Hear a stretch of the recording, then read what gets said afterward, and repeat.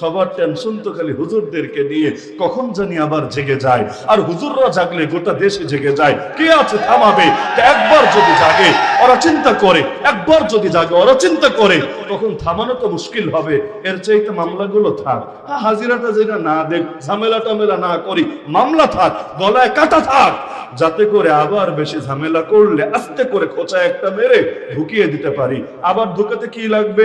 খালি একটা সাইন হলেই চলবে, আর কিচ্ছু না। আরে কারো মৃত্যুতে যদি ইসলাম থেমে যেত, আল্লাহ নবী চলে যাওয়ার দ্বারা ইসলাম হারায় যেত, খুলাফায়ে রাশিদিন যাওয়ার পরই ইসলাম ধীরে ধীরে বিকৃত হতে থাকতো। বাস্তবতা হলো কারো মৃত্যুতে ইসলাম থামে না, কারো পরাজয় ইসলাম দমে না, কারো জেলবন্দি হলে ইসলামের কোনো ক্ষতি হয় না। আমরা সব হুজুরও যদি এক সেকেন্ডে শহীদ হই, আল্লাহর কসম তার দিন কখনো থেমে থাকবে না। কারণ দায়িত্ব নিয়েছেন আল্লাহ। আল্লাহ যতদিন আছেন ইসলামের অগ্রযাত্রা কেউ থামাতে পারবে না। যতই চুলকাও না কেন, যতই গালি দাও না কেন, যতই ষড়যন্ত্র করো না কেন, যতই হামলা মামলা করো না কেন, বাস্তবতা হলো যে দিনকে আল্লাহ বিজয় করতে চেয়েছেন, পৃথিবীর কোন অপশক্তি সেই দিনকে কিছুতেই হারাতে পারবে না। মামলায় জামিন, জামিন, জামিনে থাকলে জামিন বাদ দিতে কি লাগে? জাস্ট একটা নতুন অর্ডার জারি করলেই তো চলবে।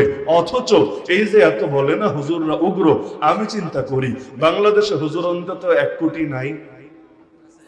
মাদ্রাসায় পড়ুয়া আলেম, মাদ্রাসায় পড়ুয়া ছাত্র, তাদের ফ্যামিলি মেম্বার, এরকম সব মিলে অন্তত 1 কোটি নাই। আরো বহুত বেশি আছে, বহুত বেশি আছে। এবং হুজুরদের ডাকে মানুষ সাড়া দেওয়ার মানসিকতা রাখে নাকি রাখে না?